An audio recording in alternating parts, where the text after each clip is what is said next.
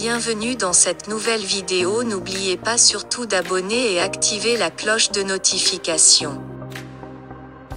Ne vous dérangez pas, Madame Paulina. Ce serait une bonne aumône que de l'offrir pour l'âme de celle que l'on appelle hyène. Vous pouvez le faire vous-même si vous voulez.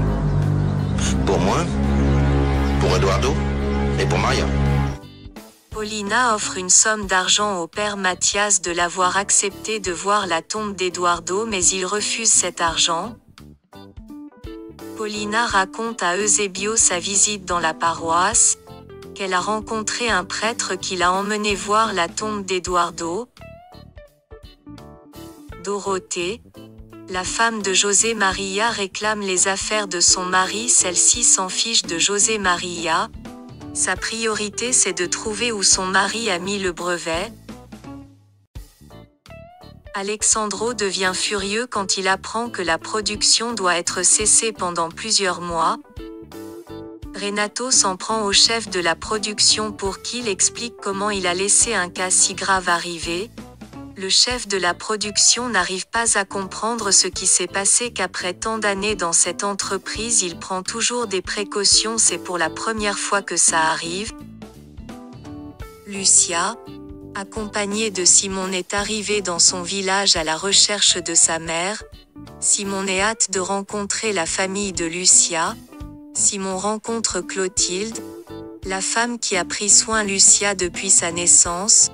Clotilde s'en fiche complètement de ces deux. Enchanté de vous connaître, Clotilde. Je devais rencontrer la femme qui a élevé Lucia. Quoi, t'as oublié quelque chose ici ou quoi? Non, c'est moi qui ai insisté pour vous rencontrer. Je suis l'amoureux de Lucia.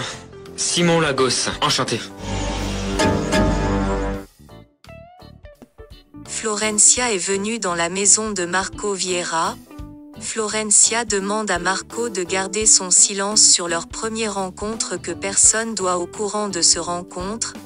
Elle profite de l'interroger sur la présence de Margarita dans sa maison. Celui-ci s'est très bien défendu. De l'autre côté, Simon demande à Clotilde la permission de se marier avec Lucia. Margarita s'inquiète parce que Florencia l'a vue dans la maison de Marco Vieira. Elle a peur que la famille Lagos puisse réussir à convaincre Marco Vieira de la renvoyer. Isidro promet à Margarita qu'il ne laissera jamais Marco lui mettre à la porte. Après tant de mépris, Clotilde devient gentille quand elle apprend que Simon vient d'une famille riche. Paulina reçoit l'ordre de tuer le prêtre Mathias. Eusebio croit que Eduardo a avoué des choses au père Mathias avant sa mort. Florencia est très étonnée de voir comment Marco le regarde. Il utilise que des mots doux pour discuter avec elle. Marco avoue à Florencia que depuis qu'il l'a rencontrée, dans son regard il voit que quelqu'un lui manque beaucoup, qu'il y a un vide dans son cœur. Florencia n'en peut plus, elle est allée aux toilettes pour pleurer. Samuel demande à Susanna s'il est le père de l'enfant qu'elle attend.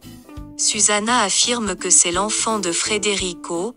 Par la suite, Samuel a finalement avoué qu'il a vu le résultat de Federico, que cet homme est stérile, qu'il ne peut pas enfanter.